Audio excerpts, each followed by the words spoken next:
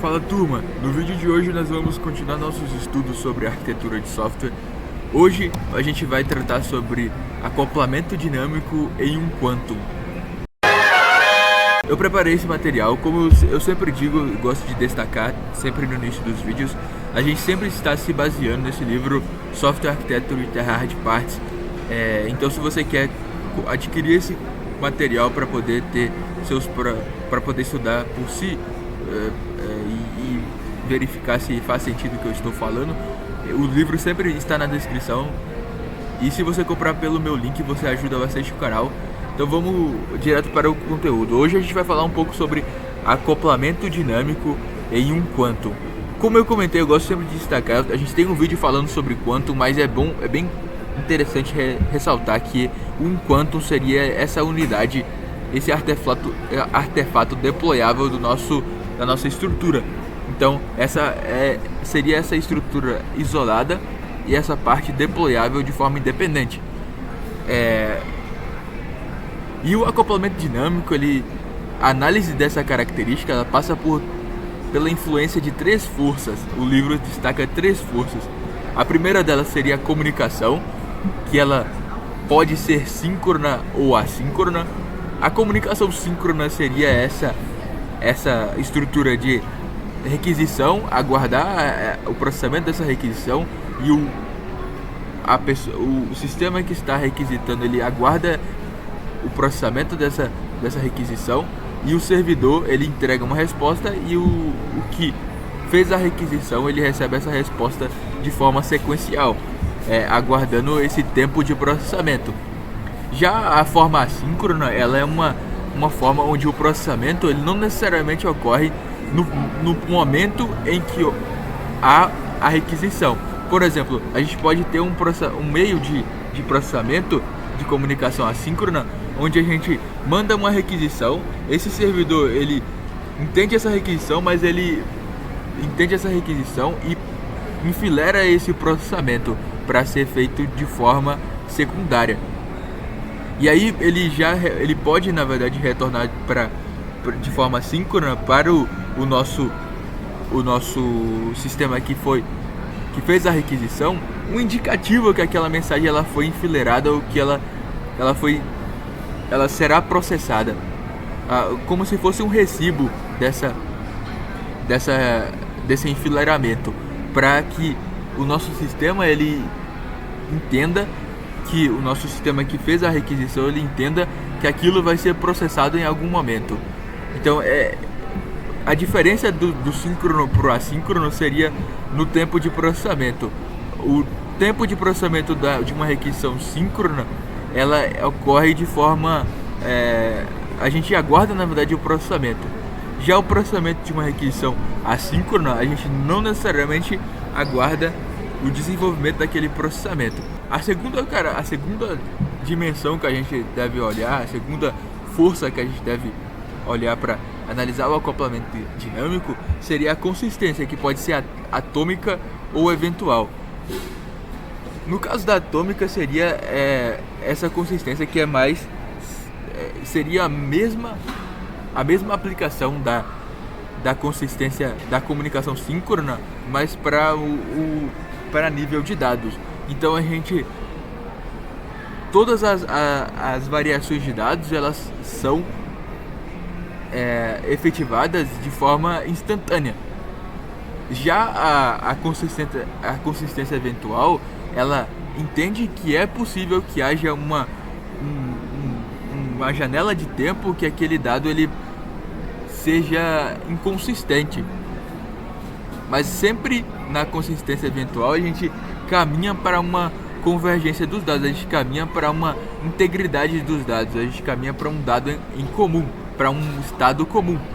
Mas nesse modelo de consistência, a gente permite que essas variações elas possam vigorar por um determinado período de tempo específico. A gente pode ter essas variações de dados, ela aceita, na verdade, essas variações de dados em intervalos de tempos pontuais.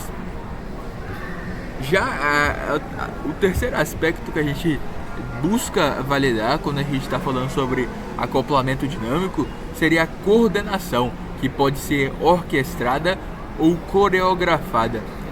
Eu admito que esse tópico ele vai ser exposto de forma mais profunda nos próximos capítulos do livro, e eu não tenho uma noção tão grande de como seria essa coordenação orquestrada e essa coordenação coreografada. Mas eu acredito que seja no mesmo sentido dessas duas anteriores, dessas duas dimensões anteriores. Uma orquestrada pode ser mais nesse sentido mais sequencial, e a coreografada seria como se fosse algo mais que ocorre sem um compromisso de ser sequencial. Não sei como que essa coordenação, mas provavelmente eu gravarei um vídeo abordando de forma mais profunda esses tópicos específicos. O livro também destaca um framework para análise do acoplamento dinâmico.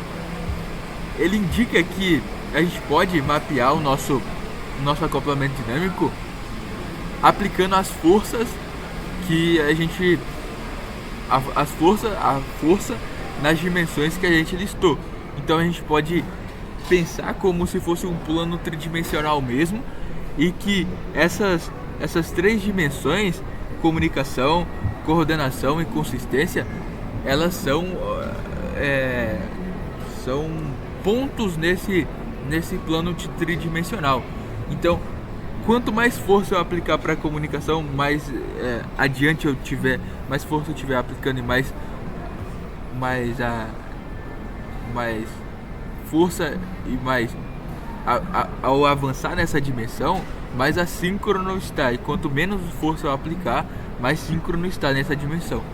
Assim como a consistência, quanto mais força eu aplicar nessa dimensão, eu vou ter uma consistência mais eventual, e quanto menos força, uma consistência mais atômica. Assim como na coordenação, eu vou ter uma mais orquestrada se eu aplicar menos força, e mais força, uma mais coreografada, uma coordenação coreografada. E também o livro lista alguns padrões gerados a partir da aplicação dessas forças nas dimensões, que seria esses aqui de baixo, que é Epic Saga, Phone Tag Saga, Fairy Tail Saga, Time Travel Saga, Fantasy Fiction Saga, Horror Story, Parallel Saga e Anthology Saga. Perceba que isso aqui seria a inicial de cada um daqueles pontos lá. Por exemplo, aqui seria síncrono, o Epic Saga seria síncrono, a segunda dimensão seria atômico e a terceira orquestrada. Então o S seria de síncrono, o A de atômico e o O de orquestrada. Phone Tag Saga seria síncrono, atômico e coreografada. Fairy Tail Saga, síncrono,